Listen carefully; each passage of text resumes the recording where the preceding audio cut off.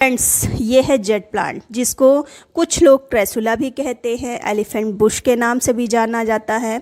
लेकिन ये क्रेसुला नहीं है, उसकी वैरायटी अलग होती है। उसकी मोटी पत्तियां होती हैं और थोड़ी सी इसे बड़ी होती हैं। हालांकि वो भी सकुलेंट वैरायटी का प्लांट है और ये भी सकुलेंट वैरायटी का प्लांट है। जो इसकी क्वालिटीज़ होती हैं वही उसकी भी होती हैं।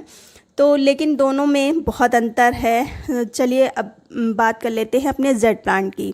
तो अगर इस मौसम में अगर आपकी पीली पत्तियां हो रही हैं, देखिए अगर 5-6 पत्तियां पीली हो रही हैं, 2-3 पत्तियां पीली हो रही, तो ये नेचुरल है।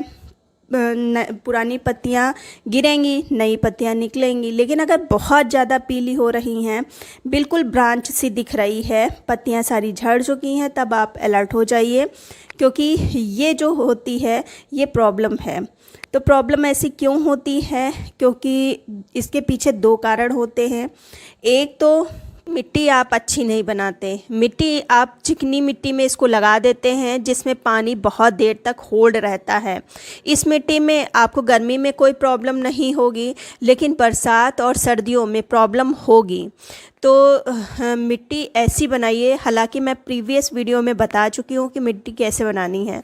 अगर शॉर्टकट में बताया जाए तो जैसे अडेनियम की मिट्टी बनाते हैं, क्योंकि अडेनियम भी सकुलेंट वैरायटी ही का प्लांट है। तो ऐसी ही मिट्टी बनाइए जिसमें पानी बिल्कुल भी ना रुके, बस ऊपर से पानी डालें और नीचे से पानी निकल जाए। अब मेरी मिट्टी देखिए, कल रात में बारिश हुई थी और आज देखिए सारी मिट्टी आपको सूखी लग रही होगी। मिट्टी आपको ऐसे ही बनानी है जिसमें बस पानी डालें और थोड़ी ही देर में पानी नीचे से निकल जाए, मिट्टी में पानी भरा ना रहे, ऐसा मिट्टी आप बनाइए। दूसरा जो कारण है प्लांट पर पत्तियां पीली होने का, वो है रूट बाउंड आपका प्लांट हो जाना। हो सकता है आपका प्लांट काफ़ी समय से एक ही पॉट में लगा है, जिसके कारण इसकी रूट तली में भर चुकी हैं, जिससे पानी बाहर नहीं निकल पाता और नीचे की जो जड़ें हैं वो गल रही हैं। तो एक कारण ये हो सकता है। अगर आपका प्लांट बहुत पुराना है और एक ही पॉट में लगा है, तो उसको की रिपोर्टिंग इस समय कर दीजिए। बारिश का मौसम है, बहुत अच्छा ग्रोथ करेगा अगर आप रिपोर्टिंग कर देते हैं तो। अब बात कर लेते हैं सबसे ज़्यादा कॉमन जो क्वेश्चन है कि इस प्लांट को रखें कहाँ। तो आप देख रहे हैं कि मैंने बिल्कुल ओपन एरिया में रख रखा है। मेरे और जहाँ प्लांट हैं वहीं पर रखा है, और थोड़ी सी ऊपर छज्जे की है। छज्जा बस थोड़ा सा आ जाता है, जिससे जो बारिश गिरती है वो पूरी इस पे नहीं जाती है, हल्की सी बौछारें गिरती हैं। हालांकि जब बहुत ज़्यादा बारिश होती है हवाओं के साथ में, तब पानी इस पे खूब अच्छी मात्रा में गिरता भी है, लेकिन हर बार ऐसा नहीं होता है। तो आप भी इसको ऐसी जगह रखिए जहाँ पर पूरा बारिश का पानी ना गिरे, ये काम कर सकते हैं। अब अगर बेस्ट फर्टिलाइज़र अगर बरसात में बात करी जाए, तो वो है बारिश का पानी। बारिश में अपने प्लांट को ज़रूर रखें। ऐसा ना करें कि आप उठा के इसको इंडोर रख दें। इंडोर इसको बिल्कुल भी नहीं रखना है, और वैसे भी जेड प्लांट एक इंडोर प्लांट नहीं है। तो बारिश का पानी जब भी इसकी मिट्टी सूखी हो, आप कलेक्ट कर लीजिए। पानी किसी टब, जब बारिश हो तो टब रख दीजिए, बाल्टी रख दीजिए, और जब भर जाए तो कलेक्ट एक में कर लीजिए। जब मिट्टी इसकी सूखी हो तो थोड़ा बारिश का पानी डालिए।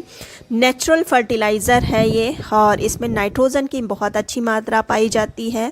साथ ही साथ जब मिट्टी का पीएच गड़बड़ होने लगता है, तो ये बारिश का पानी पीएच को भी बैलेंस कर देता है।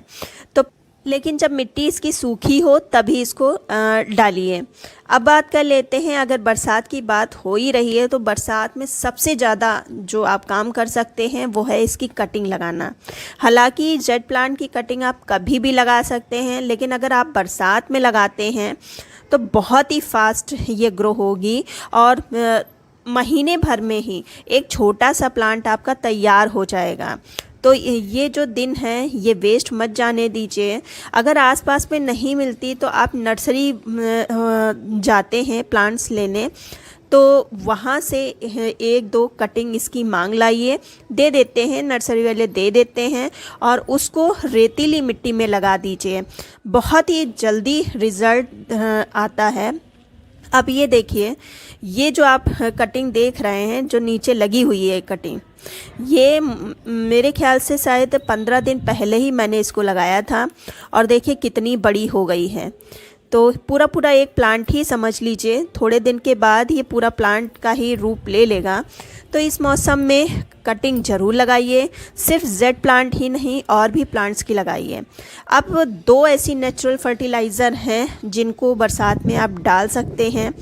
बारिश का पानी तो है ही, साथ ही साथ में और भी कई चीज़ें हैं जिनको अगर आप अप्लाई करते रहेंगे तो रिज़ल्ट बहुत ही अच्छा मिलेगा।